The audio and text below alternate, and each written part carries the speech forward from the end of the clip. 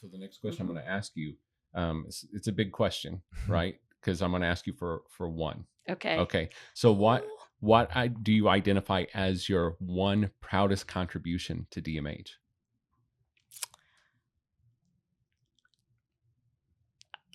How do you only pick one? Right. Oh.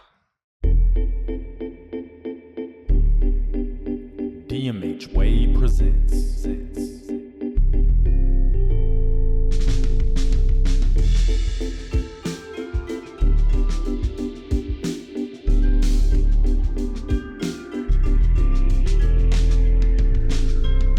Chat GCG, a DMH Way podcast. At Chat GCG, our goal is to unmask authentic, intelligent heroes of DMH employment. I'm Rod Cowan, DMH Way facilitator. Hey, and I'm Daishan Knox, DMH Way supervisory specialist. I almost forgot my title there. Today, we're back with episode 5, and we'll be interviewing Katie Thumann, newly appointed Chief Executive Officer of St. Louis Forensic Treatment Center, also known as FTC. Yes. Yeah. So, Katie, normally we start the interview with some chit chat. Okay, these are softball questions, kind of get the ball rolling, right? Get everything flowing. So, with that said, I'm going to ask you a few questions. Okay, you ready? Yep. All right. First is, and I kind of let the cat out of the bag, right? So, where do you work? What do you do? Which may be a podcast in itself, but what do you do? How long have you been with DMH? And what would you say is your guilty pleasure drink? Your drink of choice. But let me preface that workplace appropriate. Got it. Okay. So I work for St. Louis Forensic Treatment Center, North and South. We have 2 campuses, one on Arsenal, our South campus, and then where we are right now, our Delmar campus, our North campus. I am our Chief Executive Officer. I'm about 4 months in. And what do I do? I don't know what I don't do.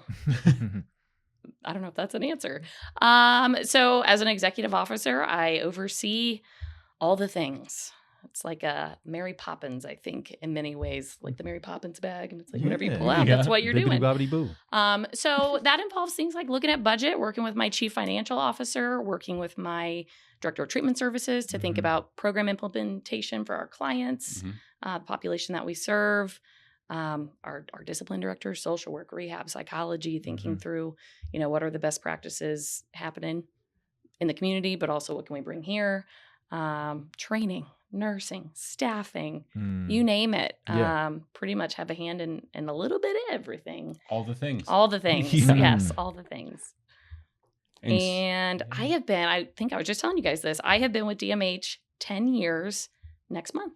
Nice. So I am celebrating a decade here. Yes. And I started as a program director. You didn't ask this, but I'm going to tell you anyway. Okay, go for it. I started as a program director. I had been working in the community for Places for People, which is a community provider here in St. Louis, and was part of the FACT team when it started, which is a forensic assertive community treatment team. So we had a lot of close ties with the hospital because we were working with clients that were being discharged from South Campus and working with folks that were here at the time before the 2 facilities merged. I got a phone call one day that there was an opening. I applied. And so I became a program director for at the time, cognitive behavior program over at South Campus. And did that for a few years and then promoted into the director of treatment services position. Did that for a few years and then promoted into the chief operating officer position.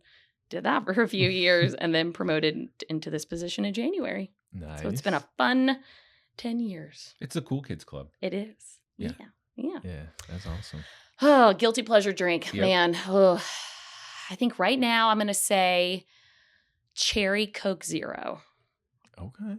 Cherry Coke Zero. It's awesome. So I'm going to throw a curveball. Have you tried the Cherry Vanilla Coke Zero? I have not. It's really hard to find. If you find it, try snag it. It's awesome. Do not try the Orange Vanilla Coke Zero. Oh.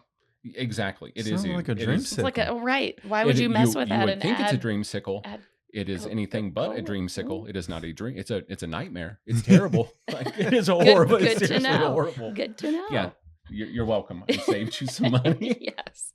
And my taste buds. And your taste buds. Yeah. So, Katie, thanks for letting our audience get to know you a little bit more. And now that you're warmed up a little bit, we're going to kick it over to Daishan, and he's going to get into the deep end with the first set of GCG questions. All right. Okay, so Katie, the first G in GCG is growth, of course. So when you think about we're just gonna say 10. We're gonna round up. Sure. Your 10-year career with DMH. What would you say was your biggest point of growth? I think if I had to narrow it, I would say like the 2-year span of like 2017 to 2019. Personally, for me, I was able to be a member of the DMH Leadership Academy. Yeah. And I think that experience really gave me a taste for understanding more about the department as a whole and how it works, not just, my individual role in a facility, and getting to network and meet people from DD that I had never even thought about before, and so being able to make connections in that way. And there's people I still talk to from that class.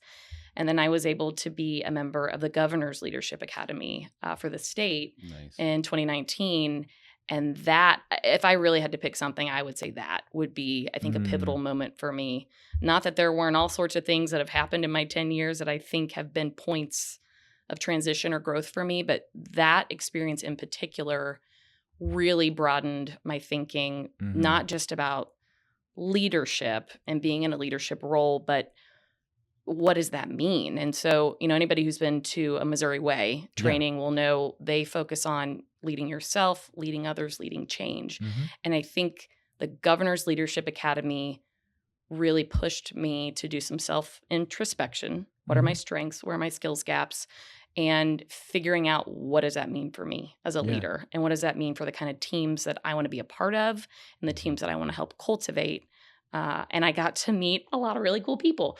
I'm an amiable. We have discussed this. Yes. I like building relationships. I like talking to people. And so the Governor's Leadership Academy was really neat because it was people from all the different executive departments. So I was on a team with someone from corrections and revenue and attorneys out of OA. And so, being exposed to other department leaders was really fascinating to hear about state government as an enterprise. And a lot of times I think we can get stuck in thinking, well, FTC or DMH, like we have to do it this way because we're a really big department and because we serve, clients, vulnerable populations. So those folks over in DESE don't understand, but they do. It's a different context, but they have very similar issues and they have very similar ways to solve problems that we can learn from. So I really appreciated that about that experience, especially building the relationships. And I think it has pushed me past just managing and getting into like leadership and what does that really mean. So wow. Yeah. That's awesome. You may have sold me on the Governor's Leadership Academy. It was what also is really cool about it is they have now had Terry Yates, who I think we may talk about her in a little bit, my buddy. She also attended, and I think she was class 15. Okay. So there have been 15 classes of around 30 people from all the departments that have gone through it. And it's just really cool to be a member of that alumni group because it's a resource. Yeah. It's people you can connect with and ask like, hey, this is coming down. What are you guys doing? How are you navigating this at Doler or, whatever it may be. So it's a really cool thing. And I love seeing other people apply or go through it because it's like a family. Yeah. It's really neat. Good deal. Good deal. Well, I'll have to look into that. Maybe we can go together, right? There we go. Governor's Leadership We can tag team it. Cool. Okay. So thinking still in terms of growth, if you were to think about, and feel free to pick your choice. So there's a couple of different ways I want to throw this at you. So we know DMH Way has a number of skills and resources that we offer. We also know that the skill of the month in this month is growth contributions and goals conversations / leadership walks. How have those things contributed to your growth particularly? Well, GCGs, I have had some folks in DBH leadership. I don't know how to phrase this. Like, kind of take me under their wing, I guess. I don't know.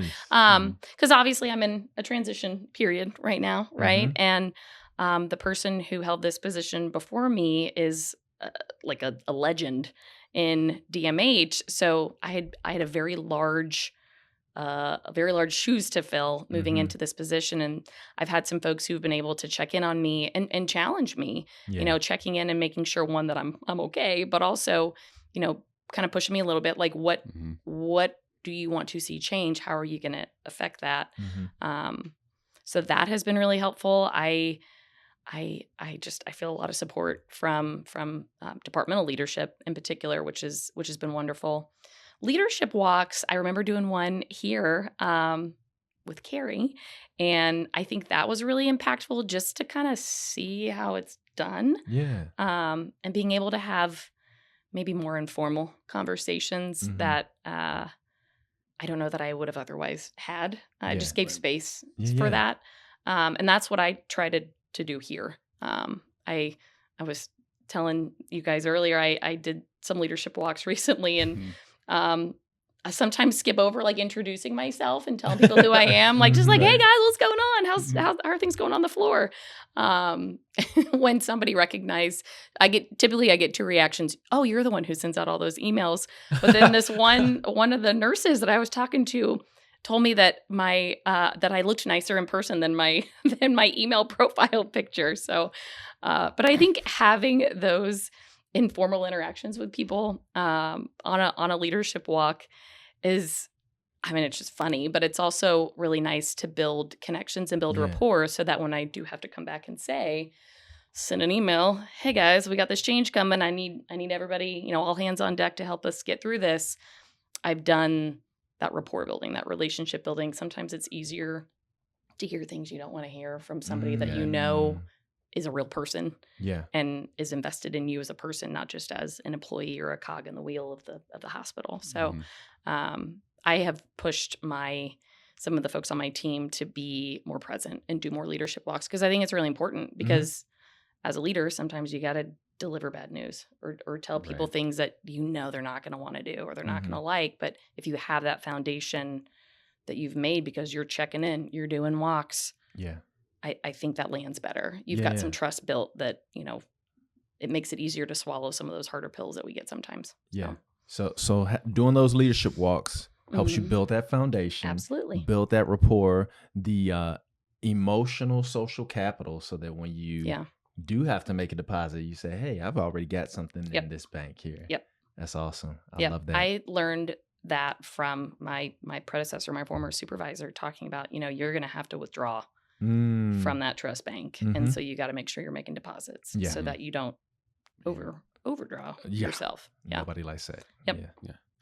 So I want to get this right, because there's a lot of awesomeness on this page, right? Mhm. So I'm going to read from this Okay. because I want to get this right. All right. So you've recently transitioned. We've been talking about from chief operating officer, right, to the chief executive officer, so COO to CEO at FTC, following in the footsteps of, like you said, the living legend, Felix Mhm. Vincennes. Mhm. Okay. So, but one thing that you've shared is during your tenure at FCC, you've worked to unify the locations, right? North, South, Hawthorne to an extent, right? And then you're putting that all under one flagship organization. Mhm. So, can you briefly share what that unifying process looked like from day one to what it looks like today? Whew. Well, I will tell you from day one, it was not easy. Mm. And I still don't think we're fully there. Mhm. But we have made great strides in bringing together departments and some of the relationships that previously were fractured, to be quite honest. Anytime you merge two distinct entities, you're gonna have some friction where, one group wants to do things how they've done it, and the other group wants to do things the way that they do it. And how do you find that happy medium? So looking at, policies was a big one that we first started with. Like, what does FTC North do? What does FTC South do? And how do Mhm. we come up with a consistent approach that everybody can live with? And so it's looking for a lot of ways to be collaborative and compromise, understanding that nobody's probably going to get 100% of what they want. Mhm. Yeah. And I think a lot of it, a huge credit to some members of our executive team who've done a lot of work with rebuilding relationships. Mm. And I think back to the conversation about like making sure you're putting deposits into that trust bank before you withdraw. The merger was a big withdrawal for people. And so having to find ways to make those deposits. One thing that I am very excited about is how we're using our wellness funds. So we've done a lot of things. I know I have a walking pad in here, but we've put walking pads around the campuses, and we're going to be installing benches and picnic tables for people to socialize and gather around the facility at both campuses. But we're using funds also to sponsor social events and social activities where people can get out and embrace their social wellness, right? And participate in things together. So I just saw something today I signed off on. We're going to get tickets to a Cardinals game. Okay. That'll be open to staff to apply to go. So that's cool. Doing things like that just to kind of like put the option out there to like get together and be together as a FTC family. I'm really excited about those opportunities. And we have worked hard on making sure that staff who cross campuses do so on a consistent basis. So like my primary office is here at North, but I intentionally schedule myself 2 to 3 days a week over at South. And I have that expectation of everybody on our leadership team as well. So that you're not only at North or you're not only at South, that you are spending time doing those walks at both campuses so that you're a present leader for everyone. And again, that's putting those deposits into the trust bank, and looking for ways to empower people. You know, I think the merger, some of the difficulty with it was that there were a lot of decisions being made that the people on the front line didn't really have any control over. And that is a terrible feeling when you're being told to do something and you have zero control over why or, you know, any of it. And so figuring out ways to empower the program directors or the team leads that have been established that, you know, you have some autonomy here. You know, here's your barriers, but you have freedom within those fences to make it your own. And so giving people that latitude to do that, I think, is also really important to build again and make those deposits so that when I do have to go tell them, hey, sorry, we can't do this anymore, it lands a little bit better. So yeah, that was a lot. It's a lot of awesomeness though. Yeah. And so thinking about FTC and awesomeness and what you're developing and implementing, right? So you've taken these facilities and you're bringing everybody together, doing all that. But then, you know, I think of our DMH Way core values, actually you've got them in here. And one of those things is innovation, right? And so you and Terry Yates have put together this innovative leadership program. It called and I will make sure I get this right, the Eastern Region Leadership Program. We call it ERLP. ERLP. I love that. So ERLP will have started actually before this episode airs. But what can you tell us about ERLP?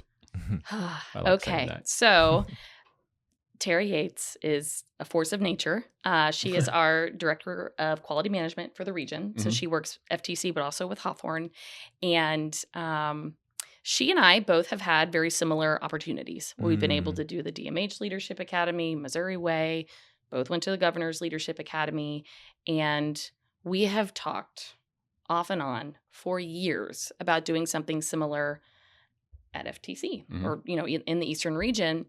And we had a chief nurse executive, Shantae Harris, who was also very much a believer in development, you know, grow your own, build from the staff that you have, succession planning in that way. And tragically, we lost Shantae. I was just talking to somebody about her today, 2 years ago. And I think that the grief that our team went through, it was a really tough time, but I think it also spurred Tara and I on to say, we have to do this. Like, this is something that, I mean, it was part of it is we're doing it to honor Shantae. But it's, you know, if not now, when, right? So that's sort of the context, maybe where it came from. But what we're developing is a program where we're starting with our leadership team, and they're going to be our content architects. That's what we're calling them. Nice. To build a program where we will establish a leadership program for the Eastern region. So for Hawthorne and FTC North and South employees to attend, it'll be a year-long program once a month, and we're building it around some books that we have found on leadership workbooks, but also pulling in DMH Way principles and skills. Nice. And it's because we want to build our workforce from within, right? So there's a lot of things that we think are beneficial about the DMH Academy, the Governor's Academy. Again, we both had wonderful experiences, but the reality is our workforce can't necessarily travel to Jeff City all the time or to Columbia all the time, and being away from family or going away overnight. Like, there's a lot that goes into that, and I think that prevents some staff from taking up those opportunities. So we wanted to bring it here, make it local, make it accessible, so that we can instill the leadership skills that we think are important, that our content architects are helping us develop, that will be important for someone to be successful at FTC or at Hawthorne. So it's we start on the 30th. I'm really excited. Yes. It's just, it's been really gratifying seeing it finally kind of come to life, because truly we've been talking about it for probably 5 years. Yeah. Figuring out how the heck do we do this here, and we're just doing it. Yeah. We're gonna build the plane while we're flying it. That's what we're doing. I'll just. Oh, I'm sorry. Okay, no, go ahead. Yeah. No, I'll just say. Number one, thank you for giving us some of the behind the scenes view of that. Even before this episode, you shared some of the content that you guys had built. And to me, the fact that you guys had the vision and didn't just execute it from a vision, but you built infrastructure for this vision is huge to me, because sometimes we have these wild hair ideas like, I want to do this, I want to do that, but then we don't do anything with it. And we're like, oh, well. But you all built something, and I think it's going to be exciting to see your people go through it. Yeah. I think too, and I didn't answer this when you asked about Hawthorne and regionally kind of building some cohesion. The CEO over at Hawthorne, my buddy, Michael, he was an FTC employee. So we, we have some of that relational history. And I probably bug him, but I would really like there to be some consistency in the region. And I think the Eastern Region Leadership Program, ERLP, is a great way to foster that and, make sure that FTC is bigger than Hawthorne. So sometimes we have more resources to bring to bear, but, we can share those with Hawthorne, and we should, especially when it comes to building leaders, because I might have somebody who can move into a position at Hawthorne and vice versa. And I want to make sure that Michael's getting good folks over there too. So, So I'm a little blown away right now, because you're talking about you've been here for 10 years and just to me, you are a role model for what impactful leadership looks like. Really, thanks. It's quite amazing just hearing where you started, where you are now, and everything you're implementing. And it's a lot. So the next question I'm going to ask you, it's a big question, right? Because I'm going to ask you for one. Okay. So what do you identify as your one proudest contribution to DMH?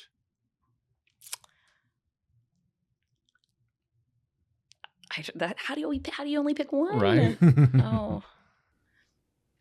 Well, there's a policy being circulated right now that I'm pretty proud of that I wrote. Honestly, I think it's hard to choose.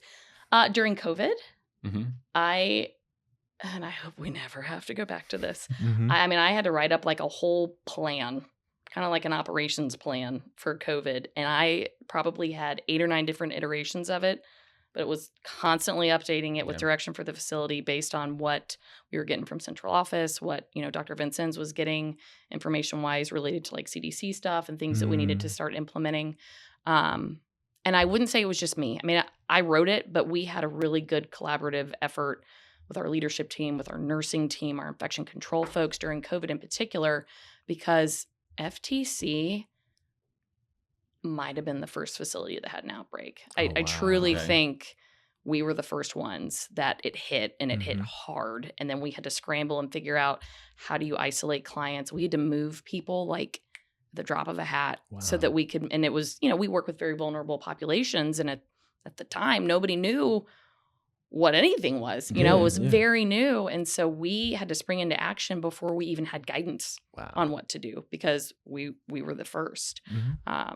And I am very proud of how our team handled it, how the facility responded, because it was chaotic. It was a time to be alive, let me tell you. But we came through it, and we came through it stronger. And we still have cases here and there, but I think the structure that we put in place initially really helped us through those really tough first 2 years for sure. So yeah, it's probably most recent I can think of. So then I think of GCGs and leadership walks, and I think of GCG and leadership walks during COVID then. So we weren't doing DMH Way during that time, but you were using, I mean, even though we didn't have a name to those skills, right? You were using those skills. So what part of GCG conversations or leadership walks do you think were most effective during that time? Oh man. Leadership walks, that's it. I mean, I'm gonna pick that one. And I will tell you, we had missteps. We at one point, staffing was a crisis. I mean, it feels like staffing is always a crisis, but in particular during COVID, it was really scary to be a healthcare worker. And at one point, we had to mandate people to redeploy to work the floor as nursing staff. Right. Wow. Whether you worked in accounting or you were a social worker, you had to work shifts on the floor and help cover patient care. And when that first rolled out, it was not communicated very well. And there were a lot of people that were unhappy about it. And we learned from that. But I also think what was important was that we had leadership team members step in and do it too. So like I remember working on 3 West here when it was our COVID unit. And so coming in and working the shift that nobody wants, overnights on the floor with the COVID positive people. I think after those initial missteps, some presence. So it's that, being present, being here. Like I might be at that time, I think I was still the director of treatment services, but I'm here, I'm doing it too. And I know this is hard. Yeah. We're in it together. I would say that probably. And then iterating on like what did not go well. So after action reports, I think we do a much better job now than maybe we did back in 2020. But being able to go back and look like, hey, what did not go well here? How can we grow? How can we do things differently next time so that we can learn and, hopefully not have the same missteps in the future was also really important for us to do too. Once you had the time to catch your breath, to look back and say, and I truly, I'm not kidding. I must have rewritten that manual 7 or 8 times. But it's that iteration, that growth of like, okay, this did not work. We're going to do it this way next time was really important too. Nice. Yeah. I love how you talk about leadership walks, because it's not just walking around saying, hey, how are things going, but actually getting in there and working with people and role modeling what that looks like. The impact is huge. So thank you. Appreciate that. Again, I got to brag on my team. We're lucky. We have a lot of people on our leadership team that have previously been in like direct care roles. Yeah. And I think that's a lot of why we're drawn to the work, right? Is to work with the clients. And so sometimes when you ascend to executive level positions, you lose that. You lose that contact, which is, I mean, truly, I'm a social worker by training. So that's like why I come to work, is to talk to clients. Right. So it's also helpful in many ways that, we have people that have that same motivation or that same sort of grounding, that we're here for the patients. And so having to go work on the floor for 20 minutes so somebody can take a lunch break, I don't mind. Yeah. I like talking to the clients. That's awesome. I'll go help that is awesome. I'll go help with a restraint event. Depends on, sometimes I avoid some of the floors because I don't want to overstep, because some of those clients I've known for 10 years. So they'll ask me stuff. I'm like, you got to talk to your team. You got to talk to your team. I'm so sorry. I can't give you an answer. But I think being there is just, it's not just a, hey, hello, how you doing? Showing face. It's actually getting in, helping do stuff, helping restrain somebody if you have to. 1,000%. Yeah. Yep. That's good. Okay. So Katie, when you think about this year, we're on to that second G now. What would you say is a professional goal you have for 2025 and a personal goal that you have for 2025?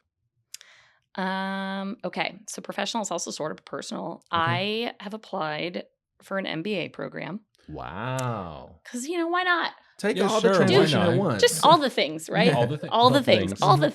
But I recognize, and again, this gets back to like having the ability to do some self-introspection. I know that there are things that I don't know. And those are things that I need to know to be successful in this position. So I'm going to go back to school. I'm going to get an MBA. Wow. Hopefully we'll get That's an MBA. awesome. Knock Yeah. on wood. So that's, I think, a professional goal is it'll be a few years, but that will be something that I'm working towards over the next 2 years professionally. And I part of that too is just to be a better leader and, be more, I'm very comfortable with like the clinical side of stuff because that's where I came from, but I want to be better poised to support the operational or the support side of our house, right? Yeah. So I want to be more educated in those areas. So that's a goal I have professionally for myself. And then personally, I want to get my passport updated. Okay. and for my husband and my kids so that we can travel somewhere, I don't know, out of the United States. We'll see. Hey, that sounds good. Get some stamps on there. I know. I got to convince my husband. He's not a big fan of traveling, so we'll see. So just tell him to watch this episode, and he's like, "Dang, now I got to do it." So I got myself into some trouble because I got really fixated on this Viking River cruise. It goes from Paris to Prague, and it looks amazing. Yeah, you need a passport to go. I'm also probably not the age demographic that goes on those trips, but but if I get my passport 10 years from now, we could go. It'll be great. Yeah, absolutely. But they call now. They call and I get catalogs in the mail, and my husband's not very happy with me. Yeah. Well, But you start in Paris and you go all the way to Prague. It's like 10 days. It looks amazing. It sounds great to me. I mean, I can't imagine what all food you're going to be experiencing from Paris to Prague. That's a lot. Yeah. Okay. So first, let's say thank you for not just taking us behind the curtain of success here at FTC, but over your 10 years, because holy smokes, it's awesome. I've been looking over that. And then you're like, I'm going to do all the things. So now I'm going to do school and everything else and this leadership, regional leadership. And okay. So it's awesome. But with that said, before we let you go, we're going to ask you to pick a side. Okay. All right. Healthy division. Okay. So this is the Show Me State lightning round. First answer, best answer. Okay. So with that said, Jack Stack's Barbecue or Emo's Pizza? Emo's Pizza. Yes. Thank you. Katie, thank you. We've got a running feud here. But clearly, we just need to interview more people from Kansas City because, I'm not from St. Louis. See, Emo's Pizza is where it's at. I know. Sean. That's true. I know. I do. I live here, so I guess I am from St. Louis. Yeah. But Still, okay. Emo's Pizza, we're winning. By the next question. Oh, next question. St. Louis Zoo or Kansas City Aquarium? The zoo. Yeah. The zoo. Yeah. Hands down, it's one of the best zoos in the country. I got school-age kids. I got a membership. It's wonderful. Yeah. Yes. Yeah. Branson or Lake of the Ozarks? Lake of the Ozarks. Okay. I was supposed to go this weekend, but the weather looks terrible, so I think we're gonna. Really? Yeah. Don't say that. I know it's supposed to rain. Okay. Man, you can still go to the lake in the rain, right? I mean, I don't know. Not get on the ski-doo or nothing. No. Not as fun. All right. Cardinals or Royals? Neither. Neither. Cincinnati Reds. Ooh. Okay. Spicy. Mm-hmm. Is that where you grew up? No, it's where my husband's from. Oh. Okay. I grew up in Arkansas. I grew up in Little Rock. Okay. So I have no. Do they have baseball there? Nope. Sure don't. They got the Razorbacks. They have the Razorbacks. That's it. They have college sports. That's all. So Cincinnati.